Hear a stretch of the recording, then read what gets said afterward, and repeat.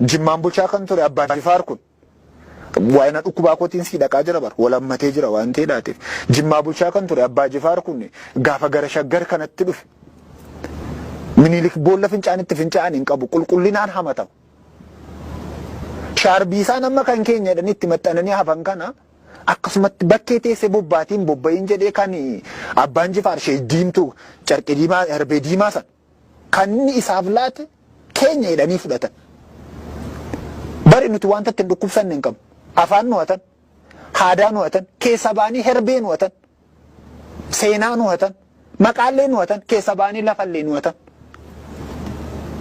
Si galaa jira. So dhukkubbiin keenya karaa tokko lama miti. Ilaali boolla fincaanii nama hin qabneetiif Abbaan Jifaarii Minilikee nugusti bakkee bosona keessa taa'ee bobbaatiin bobba'u boolla fincaanii qotadhee nama qochisiisedha. Boolla fincaanii nama qochisiisedha.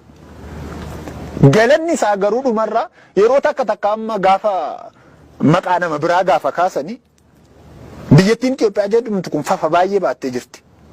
Oromiyaadhaaf dhara baay'ee kuufattee jirti.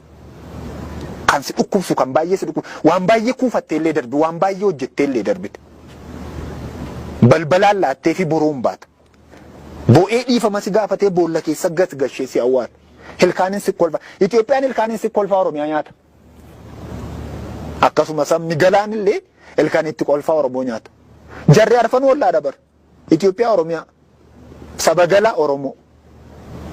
So dhukkubbii isaanii jireenya keenya irratti hojjetanii fidanii asiitiin ga'anii kan nuti haasofnee lafa naquu hin dandeenyedha. Dhukkubbii nuti himannee dubbatannee fixuu hin dandeenyedha.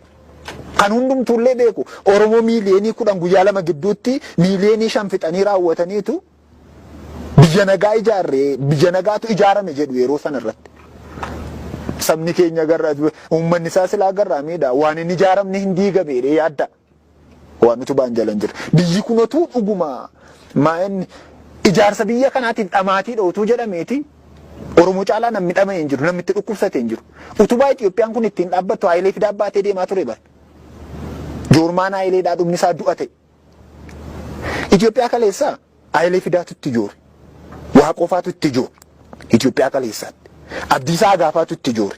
Itoophiyaa kaleessaatti. Itoophiyaadhuma ishee jedhamte Itoophiyaa ishee jedhamte kanatti. Utubaattiin silaa biyyi dhaabachuun irra jiru harkaa fuudhaniitu salphisanii dhuma isaanii balleessan lafa kanarraati. Jenereeshinii har'aa yoo ilaalte moo Itoophiyaan haa dhaabbattu haa guddattu Jawaaritti jooreera.